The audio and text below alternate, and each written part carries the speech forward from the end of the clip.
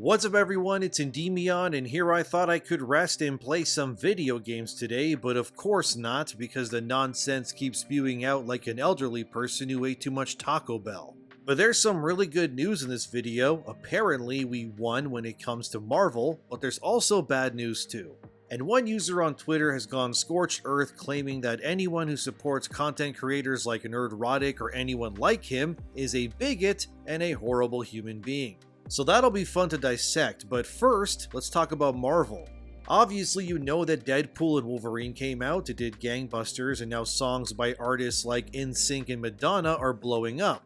And every time I open Twitter, I see fan edits of the movie, which is insane considering it's not even streaming yet. The reception towards Deadpool and Wolverine, it feels like, to me anyways, how old school MCU was. It's a fun movie that doesn't talk down to you and lets you experience a piece of that universe for a few hours and then leaves you excited for the next installment. Like a good comic book, this is what the MCU is supposed to feel like. And it has for a long time, until after Endgame when stuff kinda went tits up for a few years there. Of course, there were still some hits at the box office too. Doctor Strange 2, Spiderman 3, Black Panther 2, but a lot of misfires as well. From Eternals, the Marvels, and of course the myriad of TV shows that diluted the quality of the MCU tenfold by them existing. For years, me and others have said that the MCU needs to return to its former glory, reject activism, and embrace based fun instead. Now apparently, that just might be what's happening. This comes from a friend of the channel whose name is Chris Gore. He's half of the YouTube channel Film Threat who works alongside Alan Ng, and they do really good work over there. Chris was recently on the Critical Drinkers and Maulers podcast where they talked Doctor Doom. And Chris has quite some juicy bits of information to reveal. I would quote Chris Gore, but I feel like you should hear it directly from him, so here you go. It is interesting, but they need something. I know, I do know people who work at Marvel. They have cleaned house. They quietly, months ago, fired all the producers that could be labeled activist. Really? Yes. Unlike Lucasfilm is lost. They're lost. Right. That's it. That's what I like They to are hear. doubling down on all the nonsense, right? You will never get anything good out of Lucasfilm and Star Wars. That's it. Kevin Feige recognizes he even I'm not gonna say exactly. Basically, he said that we tried it didn't work. He's talking about phase 4. Yeah. Okay. That's it. We tried it, didn't work. No Kang, none of these side characters that don't have the legacy of classic characters. And if Deadpool and Wolverine proves anything, you've heard that phrase, male and pale is stale. That was spoken aloud across studios. But if you look at box office this year, I would say male and pale is money. Mm-hmm. And that's the phrase that I think people should more adopt. But they got rid The of audience is men. So, like, why would you ever say that male is state? Like, it doesn't make any sense just from a basic capitalism point of view, let alone anything else. Insult your audience. Just because it rhymed, everybody thought that was really good. Right. Yeah, it's just like, well, it's a nice little soundbite, but like they've tried so hard over the past 5 years to get like more women into Marvel movies and to really like appeal to them. But it's like your core audience, unfortunately, is always going to be male.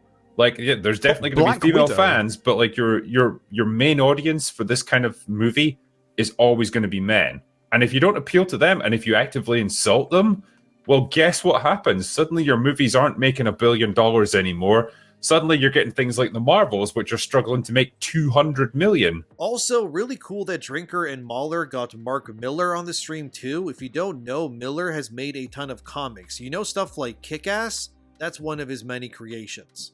But you can see what Chris Gore was saying, and that is allegedly what is happening right now at Marvel. It is interesting that it took this long for Disney to realize that what they were doing is clearly not working, but the change is already happening, and we can see with our own eyes. I mean, in terms of Disney Pixar, just look at Inside Out 2. I haven't seen the movie myself, but according to other content creator friends, they told me that the film is not woke at all. There's no weird messaging, nothing. It's straight up a standard by-the-numbers family film about growing up like the first one. And big surprise, look at its box office. It's made around $1.5 billion at the box office.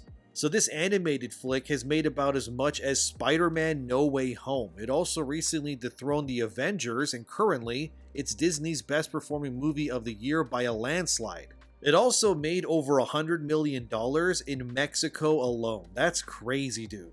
But compare the outrageous performance of Inside Out 2 to something that pushes identity politics and woke pandering like Strange World, which came out like a year ago or something.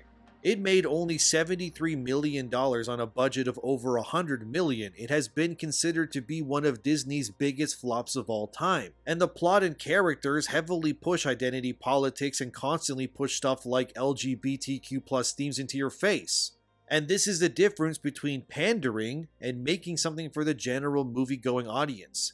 You either make less than $100 million or you make 15 times that and then some by simply not being annoying and just giving people what they want, which is escapism. This rings true circling back to Marvel as well. The Eternals bombed too and was officially the first time a Marvel Cinematic Universe product was rated rotten on Rotten Tomatoes. But then of course you had other flops like Black Widow, which bizarrely came out after the character had already died in Endgame. Shang-Chi did okay, but apparently it was not a massive success nor a flop, it was just fine at best. But it's funny seeing Doctor Strange 2's box office juxtaposed against these other two films here, because you can see where actual characters people care about are making way more money. Then of course you had the Marvels, which barely broke $200 million in its entire run across the globe, which is really bad. This is, by far, the biggest bomb of the MCU, without question. I don't know if we'll ever see box office bombs of this caliber for Disney in regards to Marvel ever again. I mean, could they do worse? Probably, but I think the Marvels personally was the moment that was the ultimate wake-up call of Disney's higher-ups going, wow, okay, we really can't keep doing this, can we? And yeah, no shit, Sherlock, you can't.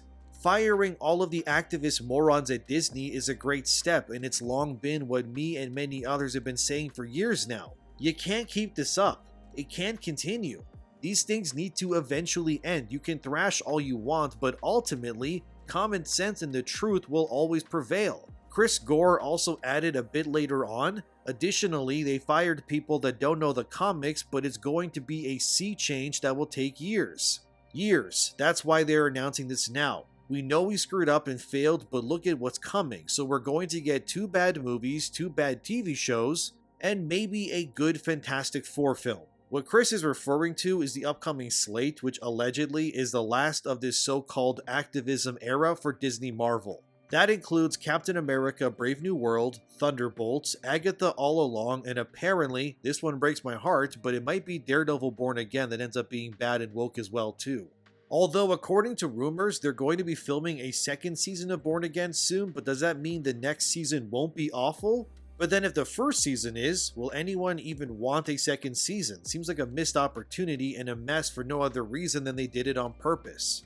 A lot of this sounds really ambitious, even for Marvel, but if we need to sit through 4 projects before we get back to the real MCU again, it sucks, obviously, but there is light at the end of the tunnel here. Although Daredevil apparently being bad sucks, man. I love the original Netflix series so much. There's also rumors going around stating that every movie released from Marvel between Avengers Doomsday and Secret Wars will also have their movies taking place on Battleworld as well. In case you don't know, Battleworld is a planet created out of the pieces of other worlds across the multiverse, and it's used by the Beyonders, and then Doctor Strange in the 2015 version, as an arena pretty much for the multiverse's mightiest heroes and villains to face off against each other. So what's very likely to happen is those slop movies come out. Also, Fantastic Four is allegedly going to be the first release that is post-woke era for Disney Marvel, but I'll believe that when I see it. But anyways, I guess Avengers Doomsday happens, Doom blows up the multiverse, and the movie will end with Battleworld being formed and the Avengers and everybody else losing. Then according to these rumors, movies like Spider-Man 4 with Tom Holland will take place on Battleworld. which means you're very likely going to see Tom Holland team up with Tobey and Andrew again as Spider-Man, which is another rumor a while back that Sony really wants those three together again in a movie. The reason being, you know the reason, it's money. Come on, it's always money. They know if you see the three of them, you're opening your wallet to see the film, and they want it to be a success, so it makes sense. All I hope for is that in Battleworld that Tom Holland's Spider-Man gets the symbiote finally on him, because technically in the original Secret Wars run, that's where Peter first gets the black suit. And I mean, this would be a great idea since Venom apparently doesn't exist in the MCU, obviously due to licensing agreements with Sony and their Venom movies. But we know already that Tom Hardy's Eddie Brock visited the MCU briefly, so naturally, if Battleworld were to happen, then Tom Holland's Spidey could finally get the black suit. Then maybe post-Secret Wars, Disney does a Spider-Man 5 with Tom Holland battling the symbiote, and I would wager that Miles Morales will be introduced as well in Battleworld 2, since that's how Miles enters the 616 universe originally, which is through the 2015 Secret Wars Limited series. Basically, this will all crescendo to where everything we've wanted to happen with the MCU all happening within the span of 2 years basically. Because Doomsday and Secret Wars are May 2026 and 2027 respectively. Now what I hope, and I know it's a big hope, but I hope if the rumor is true that Marvel and Disney are rejecting wokeness when it comes to their MCU stuff, that this also has a trickle-down effect on other Marvel Disney licensed products too. Which of course I mean the video games, shows, and even maybe the comics, but I'm probably being overly optimistic here, the comics are still likely cooked. We also know that Star Wars is apparently on an island of its own and that none of these changes will be coming to it. So if you're a Star Wars fan, sorry fellas, but that franchise is still screwed for the foreseeable future, and that was the bad news of the video. But back to Marvel, I would love for Insomniac's Spider-Man, for example, to adhere to a non-woke ideology, because Spider-Man 2018 was just that, and it was amazing. Then Spider-Man 2 in 2023, however, was disappointing story-wise, and it didn't treat Peter Parker like the hero he was. But instead they nerfed him on purpose to make way for other people, which was stupid. It's no surprise, I mean Sweet Baby was a part of that game. But it worries me too, since Sweet Baby is also attached to the upcoming Wolverine game, and I've waited so goddamn long for a Wolverine game, and to have it be nerfed and ruined because some activists want to play God with Logan's soul, it just makes me furious. By the way, I will be playing Insomniac's Wolverine and Spider-Man 3 when they come out, because I have to experience those games and I want to give my honest thoughts on them. If my one purchase can save thousands from heartbreak, it's a duty that I'm willing to take. I'll likely do the same with Star Wars Outlaws 2, I'll suffer through it so you don't have to. After all, I did the same thing with Forspoken back in the day, I beat that game so I could review it, and yeah, that definitely felt like work, let me tell you. But as you can see, there is light at the end of this tunnel, allegedly of course, but it's Chris Gore and I trust him that he's telling the truth. Pretty much anything the guy has said has turned out to be true from the best of my memory anyway. So if Marvel is finally admitting that they screwed up and will actually fix things, consider me hyped beyond belief and happy. Because even though I make these videos, I do love Marvel. I don't want it to suck. Why would I? I grew up watching these movies. I was in 10th grade when Iron Man came out. And I still remember that movie blowing my mind. When Nick Fury showed up at the end, I was screaming autistically in the theater. Even when they name-dropped S.H.I.E.L.D., I was screaming S.H.I.E.L.D. as loud as I could. I just couldn't believe what I was seeing. So look, I want these movies to be great. I want the games to be amazing. I gain nothing but sadness from these things sucking, and I wish and hope that Disney course corrects. But if they don't, I will eventually turn into Dr. Doom myself. I will turn on every microwave in the world at once and trigger a multiversal incursion that creates Battleworld myself. Now, let's talk about Freaks Attacking Nerdrotic. You know who he is, he does content, he's good at it, and having met the guy myself, he's very nice too. This comes from a Twitter user named Grayson, who as of the making of this video has created a thread with thousands of likes and retweets. It reads, "Nerdrotic is a piece of shit that we've allowed to operate amongst us for far too long. By the way, don't harass this person even though they're technically harassing Nerdrotic, let's just look at what they're saying and then dismantle it." Grayson starts off by showing a clip of content creators like Jeremy from Geeks and Gamers, Ryan Kinnell, Nerdrotic, and more. and uses this clip to prove that we are all grifting and bad people because this user doesn't agree with these content creators' politics or thoughts. They then say, "That's right folks, they sell you outrage and anger, this is what they do. They make mountains out of molehills to capitalize on an insignificant frustration their target demographic might be feeling and heighten the issue rather than tame it." They also show Nerdrotic's thumbnails claiming that what he is doing is disingenuous. I wouldn't say anything Nerdrotic says or me or anyone else is making something out of nothing, because there has to be something there in order for the video to exist in the first place. And obviously, based on subscribers and such, it's not like he's alone or anything in his opinions.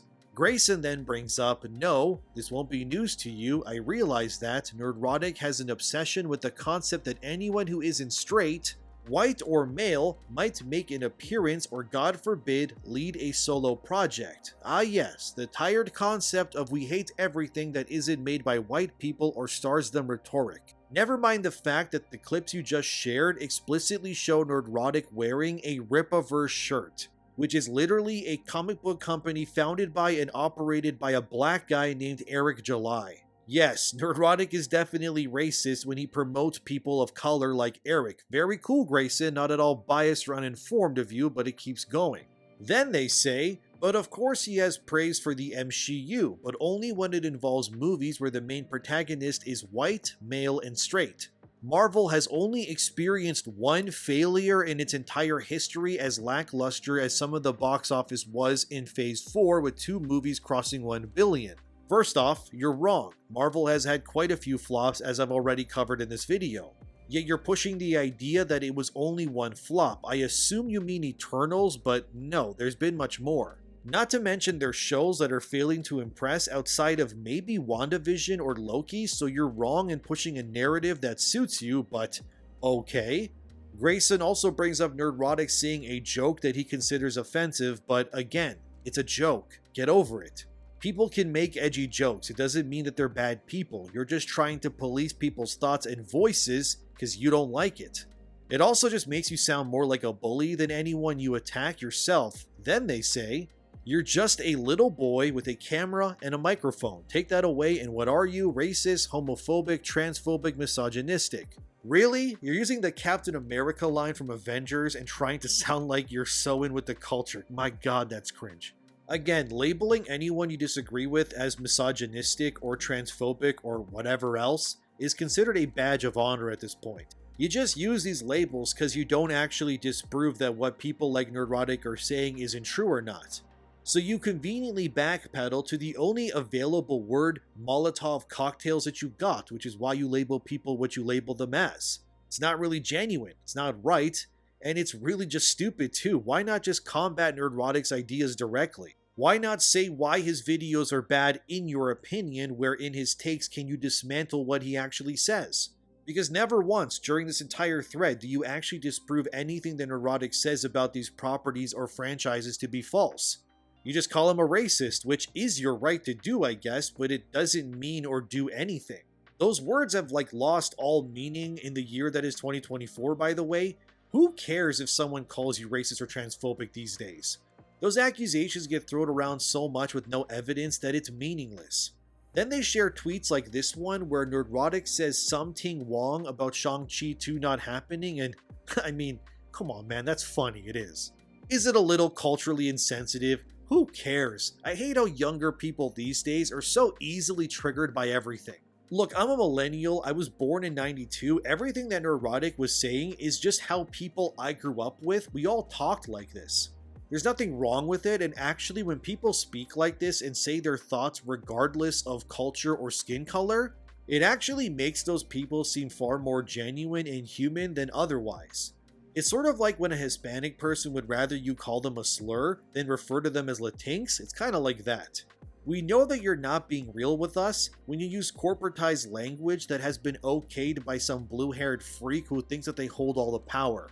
Grayson is the kind of person who wouldn't survive a lobby of smack talk in Call of Duty back in the 2007 to 2012 era at all. They would be torn to shreds like wet paper and have to go to therapy because some kid in Nebraska said they slept with his mom and beats their dad for amusement.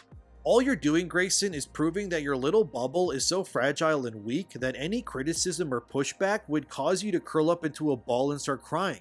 And look, I don't hate you. I'm not bullying you or anything. I'm just telling you what I think, the same way you are with Nerdrotic. You're free to have your opinions about the guy. That's the beauty of free speech. All speech should be allowed, even the ones you disagree with. But clearly, you don't like it when people you don't vibe with get to say their piece.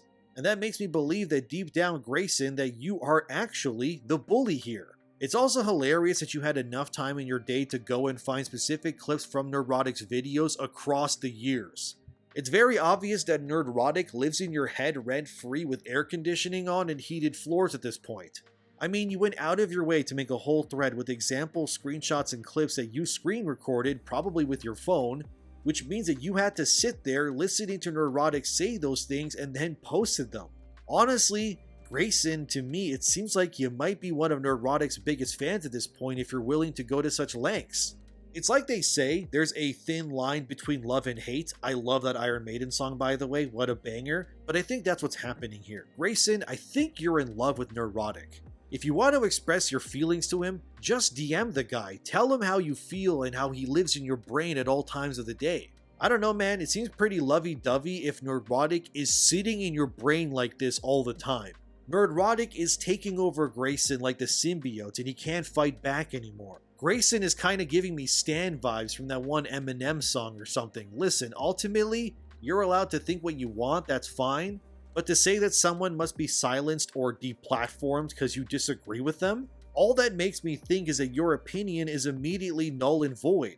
Because you clearly can't beat the guy's argument, so you resort to censorship. My diagnosis? I officially diagnosed Grayson with a bad case of violent dick riding. And they should seek medical treatment to remove Nerdrotic from their brain before they turn into Hush from Batman and want to look like Gary or something in the future too. But that's where we're at, fellas. Marvel might be back and comic book fans are deranged. What else is new, right? As always, thank you for watching, subscribe, share, like the video. Thanks to my patrons and members. You can join the membership tier for $3 a month if you'd like. Thank you, have a great day, enjoy some tacos on Blue Beetle's behalf, and I'll see you in the next one.